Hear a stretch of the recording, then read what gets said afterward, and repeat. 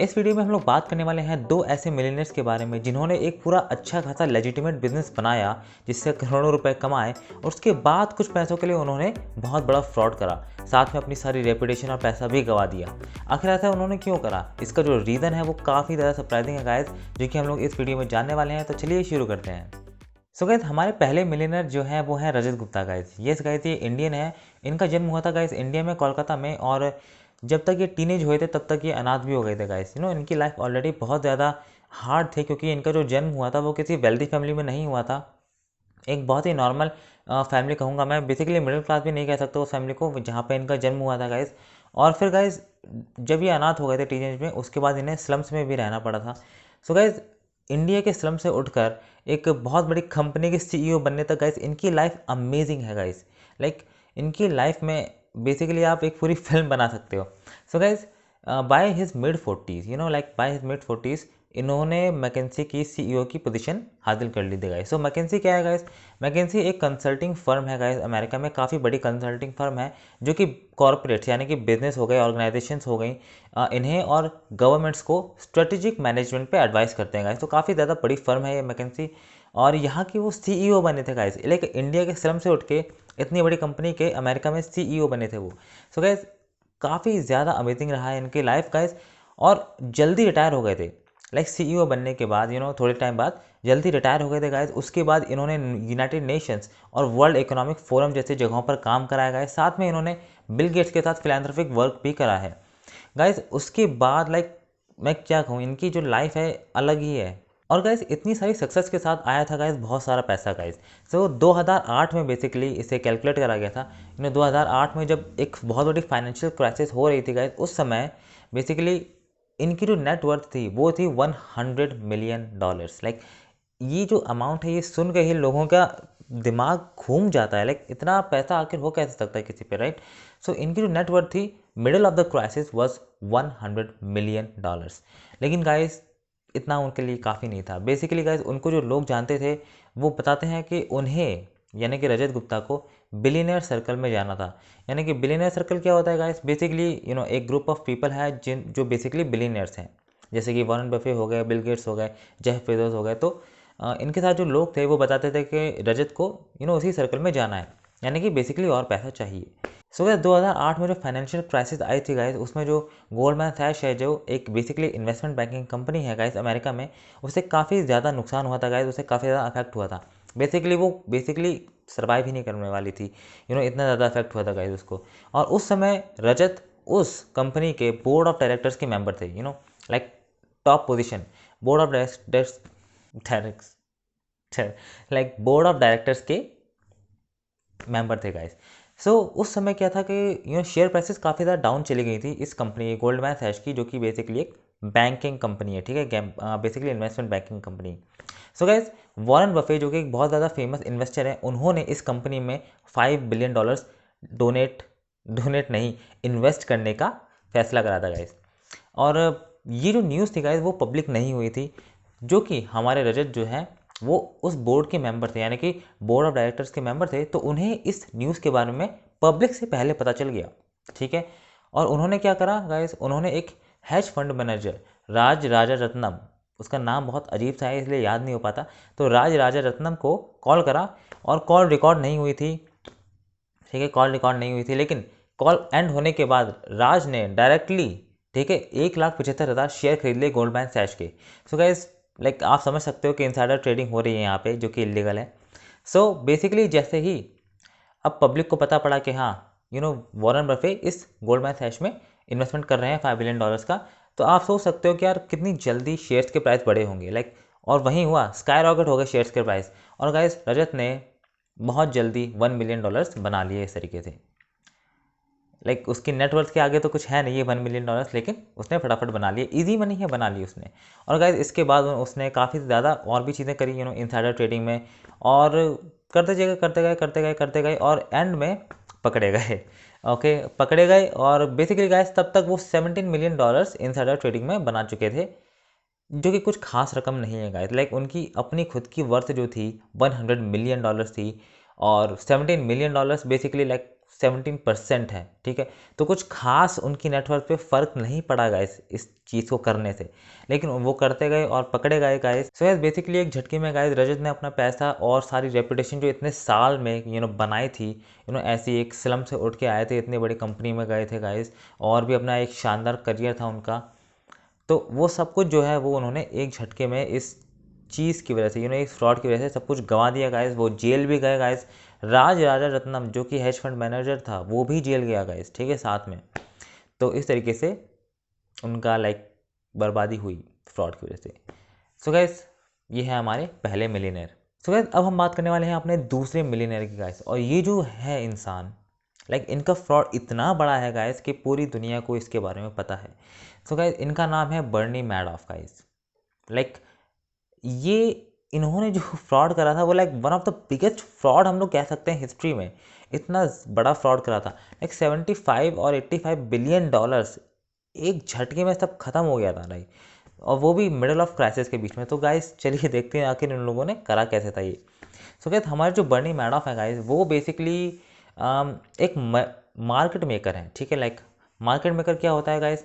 Well guys जैसे आपको कोई स्टॉक खरीदना हो, जैसे कि आपको एप्पल का स्टॉक खरीदना हो, ठीक है, तो आप हो एक बायर, ठीक है, आप बायर हो, आपको खरीदना है।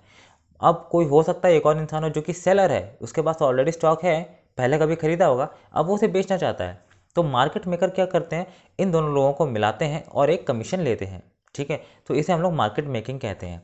तो गाइस बर्नी मैडॉफ का जो एक लेजिटिमेट बिजनेस था फ्रॉड करने से पहले, वो यही था मार्केट मेकिंग का बिजनेस। और इनकी जो फर्म थी वो काफ़ी ज़्यादा सक्सेसफुल थी गाइस, साल के 25 से 50 मिलियन डॉलर्स आराम से बना रही थी गाइस। तो काफ़ी ज़्यादा सक्सेसफुल बिजनेस था इनका, और ये ऑलरेडी काफ़ी ज़्यादा सक्सेसफुल थे, बहुत सारा पैसा इनके पास ऑलरेडी था।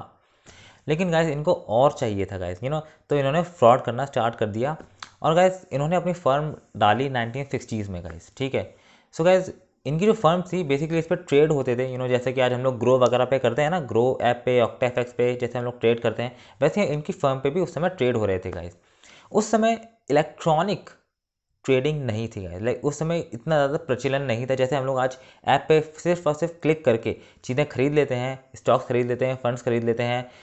वैसा हम लोग नहीं कर सकते थे गाइस। उस समय क्या था कि आपको वाकई में फ़ोन उठाकर एक किसी इंसान को फ़ोन करना था और बताना था कि हाँ हमें ख़रीदना है, फिर वो इंसान ऑर्डर प्लेस करता था, फिर वहाँ से सब चीज़ें होती थी।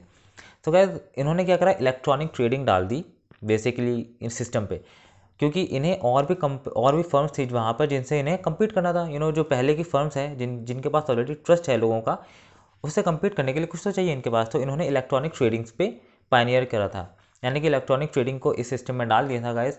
और इलेक्ट्रॉनिक ट्रेडिंग की बात ये अच्छी थी गाइस कि इसमें जो खरीदने और बेचने का जो कॉस्ट था स्टॉक का, वो काफ़ी ज़्यादा रिड्यूस हो गया था गाइस। तो इसकी वजह से ना जो लोग थे अब वो दूसरी फर्म से शिफ्ट होकर इनकी फर्म पर आ रहे थे गाइस। और इनकी फर्म जो थी, यानी कि इनकी जो कंपनी थी, वो काफ़ी ज़्यादा सक्सेसफुल हो गई गाइस इसकी वजह से। और एक टाइम पर ना 5 to 10% न्यूयॉर्क के सारे शेयर्स, यानी शेयर नहीं, ट्रेड्स, न्यूयॉर्क के सारे ट्रेड्स यहीं हो रहे थे, इन्हीं की फर्म पर हो रहे थे गाइस। इनफैक्ट गाइस ये बाद में नैस्डैक के चेयरमैन भी बन गए। तो नैस्डैक क्या है गाइस? वेल गाइस नैस्डैक जो है वो दुनिया का सेकंड सबसे बड़ा स्टॉक एक्सचेंज है। जैसे कि हमारा बीएसई है, यानी कि बॉम्बे स्टॉक एक्सचेंज, और फिर हमारा एनएसई है, नेशनल स्टॉक एक्सचेंज इंडिया में, वैसे ही वहाँ अमेरिका में नैस्डैक है। नैस्डैक में जैसे कि एप्पल हो गया, माइक्रोसॉफ्ट हो गया, गूगल हो गया, ये कंपनीज अपने शेयर्स को ट्रेड करती हैं, यानी कि स्टॉक्स को ट्रेड करती हैं वहाँ पर। तो काफ़ी ऑलरेडी ज़्यादा एक रेपुटेशन बन चुकी थी बर्नी की। उन्होंने अपनी position as a chairman use करी और लोगों का ट्रस्ट गेन कर लिया। इसकी वजह से और भी ज़्यादा लोग उनकी कंपनी में इन्वेस्ट करने लगे, बेसिकली उनकी फर्म के द्वारा, उनके फर्म के थ्रू कंपनीज में इन्वेस्ट करने लगे। और गाइस लोगों को रिटर्न्स भी मिल रहे थे अच्छे खाते, एक स्टेबल रिटर्न भी मिल रहा था उनको हर साल बेसिकली। लेकिन गाइस जो बर्नी थे वो एक बहुत बड़ी पॉन्जी स्कीम चला रहे थे गाइस। पॉन्जी स्कीम क्या होती है, राइट? वेल होता क्या है गाइस कि आप नॉट आप, ठीक है, आप एज एन इन्वेस्टर बर्नी को, यानी या फिर बर्नी की फर्म को पैसे देते हो, ठीक है, एक्स अमाउंट ऑफ मनी देते हो, और आप एक्सपेक्ट करते हो कि बर्नी की फर्म या फिर बर्नी उस पैसे को इन्वेस्ट करेंगे, ठीक है, कंपनीज में, और फिर वहाँ से जो स्टॉक में जो भी रिटर्न्स होंगे वो आपको देंगे, ठीक है। जैसे कि आपने $100 हैं आपके पास, आपने $100 बर्नी की कंपनी या फिर फर्म को दे दिए, ठीक है। अब वो फर्म उस $100 का क्या करेगी, उस $100 की मदद से वो बेसिकली स्टॉक्स को खरीदेगी, ठीक है। उस स्टॉक्स को खरीदने के बाद जो भी वहाँ से रिटर्न आएगा, ठीक है, वो आपको मिलता जाएगा, राइट।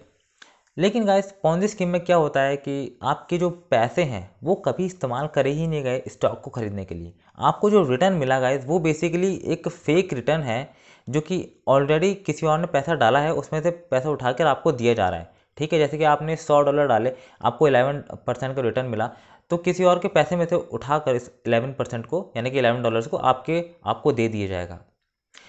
बेसिकली हो क्या रहा है कि आपको जो रिटर्न है वो स्टॉक्स के नहीं आ रहा, ठीक है। स्टॉक में इन्वेस्टमेंट होने की वजह से नहीं आ रहा। वो क्यों आ रहा है? बेसिकली बर्नी जो है वो दूसरे लोगों का जो पैसा है, ठीक है, जो और भी लोग इन्वेस्ट कर रहे हैं, जो और भी लोग हैं उसकी फर्म को वो पैसा दे रहे हैं, उसी में से पैसा निकाल के अपने पहले के, अपने ओल्ड इन्वेस्टर्स को देता चला जा रहा था, ओके। और जो नए इन्वेस्टर थे बेसिकली वो फ्यूल कर रहे थे, ठीक है। नए इन्वेस्टर से पैसा लिया, ओल्ड इन्वेस्टर को रिटर्न दिया, और जो भी पैसा बचता था वो सारा पैसा बर्नी अपने प्राइवेट अकाउंट्स में डाल रहा था, ठीक है। उस पैसे से बर्नी अपने लग्जरीज खरीद रहा था, जैसे कि बहुत बड़े बड़े मैंशंस, कार्स, होटल्स, अलग अलग चीज़ें कर रहा था यार। लाइक उस पूरे पैसे को अपने पर्सनल गेन के लिए इस्तेमाल कर रहा था। यानी कि हो क्या रहा था गाइस कि जो पैसा आ रहा था नए इन्वेस्टर से, ठीक है, उसे उसमें से कुछ पार्ट निकाल के पुराने इन्वेस्टर्स को एज रिटर्न दिया जा रहा था, ठीक है। और लोगों को लग रहा था कि वो जो रिटर्न है वो स्टॉक से आ रहा है, ठीक है, लेकिन स्टॉक में कभी पैसा गया ही नहीं किसी का। तो जो भी थोड़ा सा पार्ट था वो उठा के दिया रिटर्न में प्रीवियस इन्वेस्टर, यानी कि ओल्ड इन्वेस्टर्स को, और अब जो पार्ट बचा नए इन्वेस्टर्स का उसे उठा के अपने अकाउंट में डाल लिया, और वहाँ से फिर अपनी सारी चीज़ों को फ्यूल कर रहा था, जैसे कि खरीदना बेचना, जो भी वो करता है। प्राइवेट जेट्स हो गए, होटल्स हो गए, लाइक जितने भी घर हैं उसके, अपनी चीज़ों को खरीद रहा था, बेच रहा था, ठीक है। तो उस पैसे से कर रहा था। तो गाइज ये है पॉन्जी स्कीम, राइट। लाइक वहाँ से लो, वहाँ पर दो, और जितना बचे वो सब कुछ खुद ले लो। सो गाइज ये काफ़ी साल तक चलता रहा, लाइक काफ़ी साल तक। 1960s में डाली थी ये फर्म, ठीक है। इसका खुलासा कब हुआ? 2008 में। लाइक काफ़ी साल से ये सब कुछ चल रहा था। सो गाइज अब क्या हुआ? 2008 में फाइनेंशियल क्राइसिस हिट करी गई। फाइनेंशियल क्राइसिस हिट कर गई। उस समय क्या हुआ था गाइज कि सभी को अपना जितना भी इन्वेस्टेड पैसा था वो सब कुछ वापस चाहिए था, सब कुछ, ठीक है। और ये हर जगह हो रहा था गाइस, लाइक पूरी दुनिया भर में यही हो रहा था कि लोग पैसा इन्वेस्ट नहीं कर रहे हैं, अब पैसा खींच रहे हैं हर जगह से। क्यों? क्योंकि स्टॉक मार्केट गिरता चला जा रहा है और पैसा अब खत्म हो जाएगा उन लोगों का। तो सब लोग अपना पैसा खींच रहे थे। और उस समय बर्नी का जो पॉन्जी स्कीम थी, जो इतना बड़ा फेक बिजनेस उसने बना के रखा था दुनिया को दिखाने के लिए, वो धराशायी हो गया गाइस। लाइक जब हर कोई पैसा निकाल रहा है और कोई इन्वेस्ट नहीं कर रहा है, तो बर्नी के जितने भी अकाउंट थे वो सब सूख गए। लाइक पैसा खत्म हो गया हर जगह से। लेकिन अभी भी इन्वेस्टर्स को अपना पैसा चाहिए, ठीक है, अभी भी उनको वापस और पैसा चाहिए, अपना पैसा। तो यहाँ पर आके बर्नी जो था लाइक पूरी तरीके से ख़त्म हो गया। बर्नी ने अपने बेटों को बताया, ठीक है, इस पॉन्जी स्कीम के बारे में। उसके बेटों को भी नहीं पता था कि उनके पापा ऐसे पॉन्जी स्कीम चला रहे हैं, ठीक है, इतनी साल से चला रहे हैं। और उनके बेटों ने फिर उन्हें पुलिस के हवाले कर दिया गाइस। और गाइस बर्नी ने कोई भी रेजिस्टेंस नहीं दिखाया गाइस। वो चाहते तो भाग सकते थे, लेकिन गाइस अब उन्हें पता था कि वो कहीं पे भी भाग नहीं सकते, वो छिप नहीं सकते। और उन्होंने और उनकी वाइफ ने डेफिनेटली सुसाइड करने की कोशिश की थी गाइस, लेकिन वो कर नहीं पाए थे। आपको डेफिनेटली रिसर्च करनी चाहिए क्यों नहीं कर पाए थे, काफ़ी इंटरेस्टिंग रीज़न है। और गाइस बेसिकली उन्होंने अपने आप को सरेंडर कर दिया था गाइस, कि अब वो भाग तो नहीं सकते थे, तो उन्होंने अपने आप को सरेंडर कर दिया गाइस। और उन्हें लाइक ऑलमोस्ट 150 ईयर्स की जेल हुई थी गाइस। और बेसिकली उनकी सारी फैमिली जो थी वो डिस्ट्रॉय हो गई थी, उन्हें सारी रेपुटेशन जा चुकी थी, सारा पैसा जा चुका था। और उस फाइनेंशियल क्राइसिस के दौर में, like in the middle of financial crisis, Bernie की वजह से, या फिर मैं कहूँ उनके फ्रॉड की वजह से, $65 बिलियन रातों रात ख़त्म हो गए थे।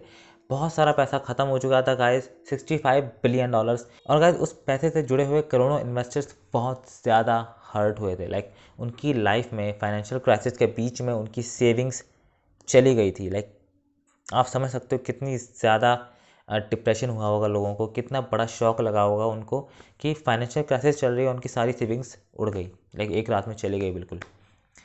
सो गाइस जब बर्नी प्रिजन में थे, जब बर्नी अपनी जेल काट रहे थे, उसी समय गाइस उनके दोनों बेटों का देहांत हो गया। उनका जो एक बेटा था मार्क, उसने सुसाइड कर लिया। और उनके दूसरे बेटे एंड्रयू मैडॉफ, बेसिकली उन्हें कैंसर हो गया और वो कैंसर से मर गए गाइस। और अब उनकी वाइफ भी उनसे बात नहीं करते हैं, क्योंकि उन्होंने ऑब्वियसली बात है पूरी फैमिली डिस्ट्रॉय कर दी और इतना ज़्यादा उनको सहना पड़ा इस पॉन्जी स्कीम की वजह से जितना कोई सोच नहीं सकता गाइस। और गाइस बर्नी को जेल में हर रोज़ 15 मिनट का कॉल टाइम मिलता है। वो किसी को भी फ़ोन कर सकते हैं, लेकिन वो अब इस्तेमाल नहीं करते क्योंकि बाहर कोई है ही नहीं बात करने के लिए अब, तो वो उसका इस्तेमाल नहीं करते अब।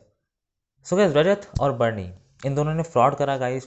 पैसा बहुत था इन पे, ठीक है, पैसा बहुत था, एक पूरे लेजिटिमेट बिजनेस के साथ पैसा कमा रहे थे। कोई स्ट्रेस नहीं था, सब कुछ अच्छा चल रहा था। अपनी फैमिली, अपनी लाइफ, सब कुछ अच्छे से ये लोग बिता सकते थे। लेकिन उसके बाद भी इन्होंने फ्रॉड करा, और उस फ्रॉड की वजह से इनकी सारी रेपुटेशन, सारा पैसा, और इनफैक्ट इनकी फैमिलीज भी डिस्ट्रॉय हो गई।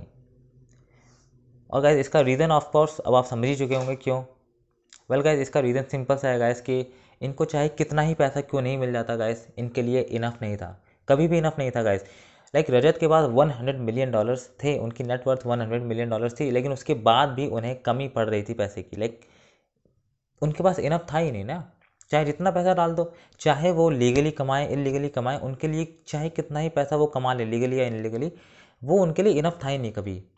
इसलिए वो हमेशा और ज़्यादा पैसे के पीछे भाग रहे थे। लाइक रजत ने $17 मिलियन के लिए अपनी सारी चीज़ें, अपनी सारी रेपुटेशन गंवा दी, राइट। लाइक $17 मिलियन ही तो कमा पाए वो फ्रॉड की वजह से।